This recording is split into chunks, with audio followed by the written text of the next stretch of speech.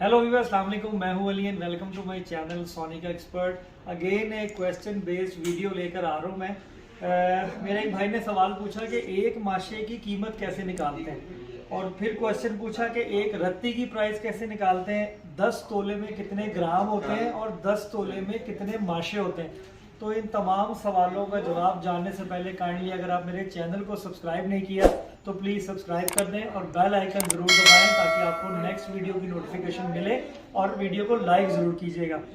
अच्छा, एक तोले के अंदर 12 माशे होते हैं, तो जो भी पर तोले का रेट होगा अगर उसको आप तकसीम 12 कर देंगे तो एक माशे का रेट निकल आएगा। दूसरा सवाल था कि एक रत्ती की कीमत कैसे निकालते हैं, तो एक तोले में 96 रत्तियाँ होती हैं। अगर आप एक तोले के रेट को 96 पे तकसीम करेंगे तो एक रत्ती की प्राइस निकल आएगी। इसी तरीके से 10 तोले में कितने ग्राम होते हैं, तो 10 तोले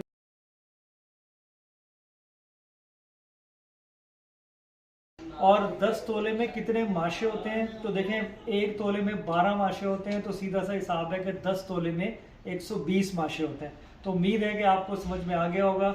अगेन कोई क्वेश्चन हो किसी भी वीडियो पे कमेंट करें, इंशाल्लाह मैं रिप्लाई करूंगा। अपना बहुत ख्याल रखिएगा, दुआ में याद रखिएगा। अल्लाह हाफिज़।